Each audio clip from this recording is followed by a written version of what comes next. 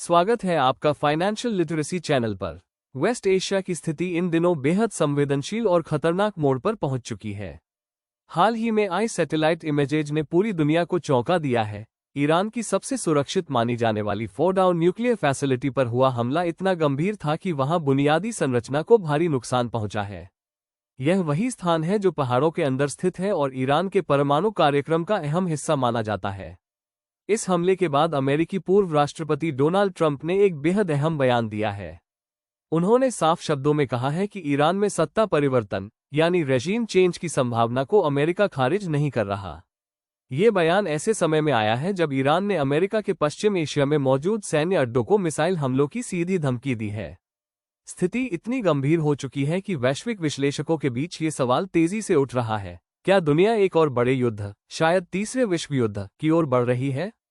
इस वीडियो में हम आपको बताएंगे कि इस पूरे घटनाक्रम का क्या है सच, इससे भारत और दुनिया पर क्या असर पड़ सकता है और खासतौर से भारत के स्टॉक मार्केट, कच्चे तेल की कीमतों और आपकी जेब पर क्या प्रभाव देखने को मिल सकता है। चलिए शुरुआत करते हैं इस खतरनाक मगर जरूरी विश्लेषण से, केवल फाइनेंशियल लिटरेसी चैनल पर। ईरान की सबसे सुरक्षित और रणनीतिक रूप से अहम परमाणु साइट फोर्डो न्यूक्लियर फैसिलिटी पर हाल ही में हुए हमले ने वैश्विक स्तर पर हलचल मचा दी है। ये सुविधा विशेष रूप से पहाड़ों के भीतर बनाई गई थी ताकि इसे किसी भी हवाई या मिसाइल हमले से बचाया जा सके। लेकिन अब आई ताज़ा सैटेलाइट तस्वीरों में इस केंद्र पर हुए हमले के बाद का भयावह मंजर सामने आया है। तस्वीरों में साफ दिखाई देता है कि इस स्थल पर भीषण विस्फोट हुए हैं, जिससे इसकी संरचना को गहरा नुकसान पहुंचा है। फोर्डो वही जगह है जहां ईरान अपने परमाणु कार्यक्रम के तहत यूरेनियम संवर्धन यूरेनियम एनरिचमेंट का कार्य करता है। ये प्रक्रिया उस स्तर की होती है जहां यूरेनियम को ऊर्जा उत्पादन और संभवतः परमाणु हथियार बनाने के लिए उपयुक्त बनाया जाता है। इस हमले को इसलिए भी बेहद गंभीर माना जा रहा है क्योंकि इससे ईरान की परमाणु शक्ति को सीधा झटका लगा है। विशेषज्ञों का मानना है कि यह हमला सिर्फ एक सैन्य कार्रवाई नहीं, बल्कि एक स्पष्ट रणनीतिक संदेश भी है कि अब ईरान के सबसे सुरक्षित ठिकाने भी अछूते नहीं हैं। ईरान पर हुए हमले के बाद अमेरिका के पूर्व राष्ट्रपति डोनाल्ड ट्रंप का बयान अब अंतर्राष्ट्रीय बहस का केंद्र बन चुका है। ट्रंप ने अपनी प्रेस कॉन्फ्रेंस में साफ तौर पर कहा, Iranian regime is unstable and dangerous, we won't rule out anything. यानी उनका मानना है कि ईरान की मौजूदा सरकार अस्थिर और खतरनाक है और अमेरिका अब किसी भी विकल्प को खारिज नहीं कर रहा। ये बयान सीधे तौर पर रेजीम चेंज यानी शासन परिवर्तन की तरफ इशारा करता है। ऐसा पहली बार नहीं हो रहा।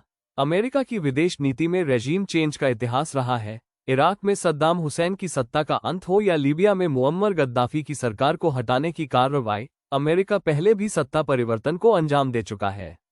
अब सवाल उठता है, क्या वही कहानी ईरान के साथ दोहराई जाएगी? विशेषज्ञों का मानना है कि अगर अमेरिका और उसके सहयोगी ईरान की सरकार को हटाने की कोशिश करते हैं, तो ये सिर्फ एक देश की राजनीति नहीं होगी, बल्कि इससे पूरा मिडिल ईस्ट अस्थिर हो सकता है। इसका असर न केवल तेल व्यापार और वैश्विक कूटनीति पर पड़ेगा, बल्कि अंतर्राष्ट्रीय सुरक्षा पर भी गंभीर संकट खड़ा कर सकता है। फोर्डो न्यूक्लियर फैसिलिटी पर हुए हमले के तुरंत बाद ईरान की प्रतिक्रिया बेहद तीखी और आक्रामक रही है।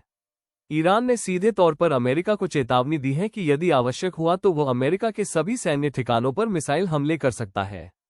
ये चेतावनी केवल शब्दों तक सीमित नहीं है, बल्कि इसका एक ठोस ऐतिहासिक आधार भी है। ईरान ने खास तौर पर उन अमेरिकी बेसों का जिक्र किया है जो इराक, यूएई, बहरीन और सीरिया में स्थित हैं। ये सभी ठिकाने रणनीतिक दृष्टि से बेहद अहम हैं और पश्चिम एशिया में अमेरिका की सैन्य मौजूदगी का मुख्य आधार है। ईरान की चेतावनी में इन बेसों को प्राथमिक लक्ष्य बताया गया है, जिससे ये संकेत मिलता है कि क्षेत्र में कोई भी तनाव अब सीधे टकराव में बदल सकता है। यह कोई पहली बार नहीं है जब ईरान ने ऐसा रुख अपनाया हो। जब जनवरी 2020 में अमेरिका ने जनरल कासिम सुलेमानी को ड्रोन स्ट्राइक में मार गिराया था, तो उसके कुछ ही दिनों बाद ईरान ने इराक स्थित 2 अमेरिकी सैन्य अड्डों, अल असद और इरबिल, पर मिसाइलें दागी थीं। ये हमला भले ही जानलेवा न रहा हो, लेकिन उसने ये स्पष्ट कर दिया कि ईरान सिर्फ चेतावनी देने तक सीमित नहीं रहता।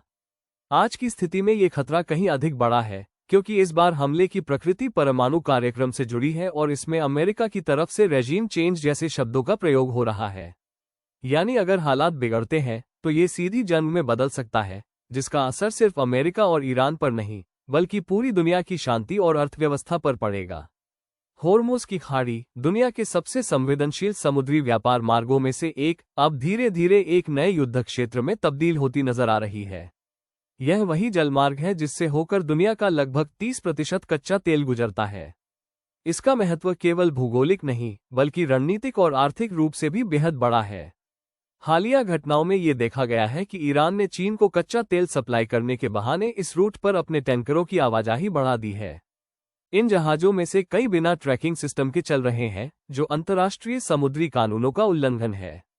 इससे अमेरिका को ये संदेह है कि ईरान गुपचुप तरीके से प्रतिबंधों को चकमा देकर चीन को तेल बेच रहा है, और संभव है कि बदले में ईरान को तकनीकी या सैन्य मदद मिल रही हो। अब सबसे बड़ा सवाल यही है, आगे क्या होगा? दुनिया के प्रमुख भू राजनीतिक विश्लेषकों का मानना है कि अगर अमेरिका और इजराइल सच में ईरान की सरकार को हटाने के लिए कोई सीधी या अप्रत्यक्ष कार्रवाई करते हैं, तो ये टकराव किसी साधारण युद्ध की तरह नहीं होगा, बल्कि एक लंबी और अत्यंत खतरनाक जंग में तब्दील हो सकता है। इस युद्ध का सबसे बड़ा असर स्ट्रेट ऑफ होर्मुज पर पड़ेगा, जो पहले से ही तनाव के केंद्र में है। अगर ईरान इस रास्ते को ब्लॉक कर देता है या वहां से गुजरने वाले टैंकरों पर खतरा मंडराने लगता है, तो इसका प्रभाव सिर्फ तेल की सप्लाई पर नहीं, बल्कि पूरी वैश्विक अर्थव्यवस्था पर पड़ेगा। भारत जैसे देश, जो अपनी ऊर्जा जरूरतों के लिए 80% से ज्यादा तेल आयात पर निर्भर है, उन्हें इस संकट से सबसे ज्यादा नुकसान हो सकता है।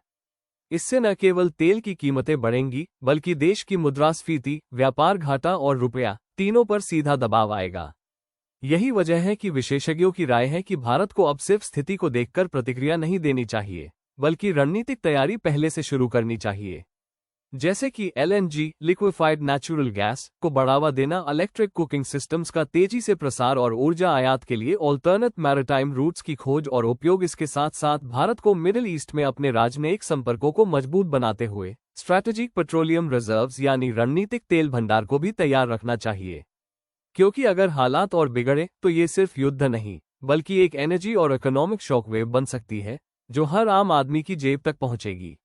अब बात करते हैं इस पूरी भू राजनीतिक संकट का सबसे प्रत्यक्ष और तात्कालिक असर, भारत और वैश्विक स्टॉक मार्केट पर। फोर्डो पर हुए हमले और स्ट्रेट ऑफ होर्मुज में तनाव बढ़ने का सीधा असर अंतर्राष्ट्रीय क्रूड ऑयल की कीमतों पर देखने को मिला है। ब्रेंट क्रूड की कीमतें जहां पहले $74 प्रति बैरल के आसपास थी, अब तेजी से बढ़कर $77 से ऊपर पहुंच गई है। वहीं WTI क्रूड $75 जो हो चुका है।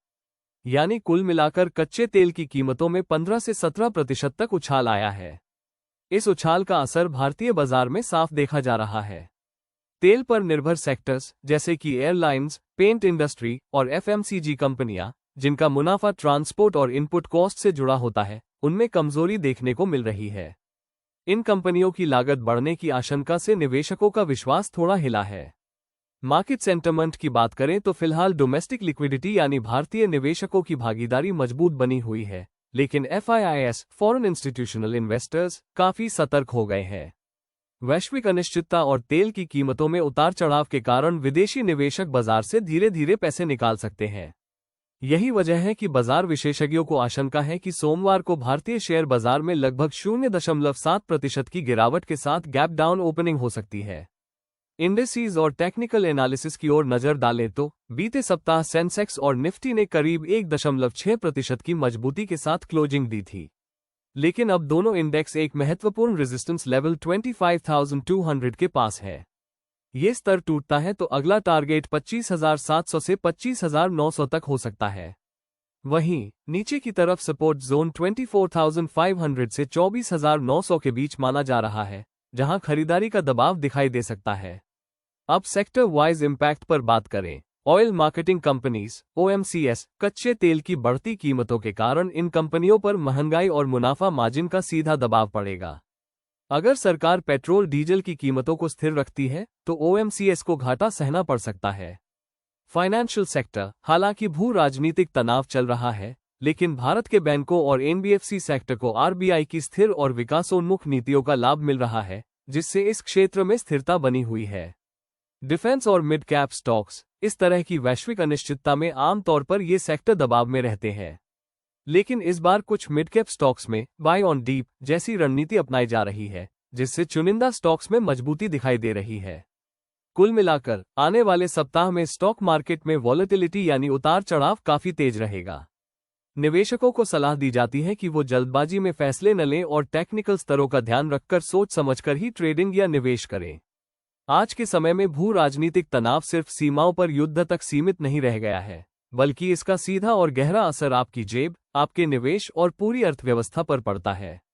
चाहे वो तेल की कीमतों में उछाल हो, स्टॉक मार्केट में उतार चढ़ाव या वैश्विक फंड फ्लो, सब कुछ आप तक सीधे पहुंचता है। अगर आपको यह वीडियो जानकारीपूर्ण और उपयोगी लगा हो तो कृपया लाइक जरूर करें। कमेंट में हमें बताएं, क्या आप मौजूदा हालात में निवेश करना चाहेंगे या रुककर देखना बेहतर समझते हैं? और हाँ, ऐसे ही महत्वपूर्ण अंतर्राष्ट्रीय घटनाओं और उनके आर्थिक विश्लेषण के लिए हमारे चैनल फाइनेंशियल लिटरेसी को सब्सक्राइब करना न भूलें, ताकि हर बड़ी खबर आपके स्क्रीन पर सबसे पहले पहुंचे। यह वीडियो केवल शैक्षिकी और जानकारी देने के उद्देश्य से तैयार किया गया है। इसमें दी गई कोई भी जानकारी, विश्लेषण या विचार निवेश सलाह, इन्वेस्टमेंट एडवाइस नहीं माने जाएं। दर्शकों को किसी भी प्रकार का वित्तीय निर्णय लेने से पहले अपने वित्तीय सलाहकार, फाइनेंशियल एडवाइजर से परामर्श अवश्य करना चाहिए। वीडियो में शामिल आंकड़े, समाचार स्रोतों और विश्लेषण पर आधारित हैं, जिनमें समय के साथ बदलाव संभव है। चैनल या निर्माता किसी प्रकार की निवेश हानि या लाभ के लिए जिम्मेदार नहीं होंगे।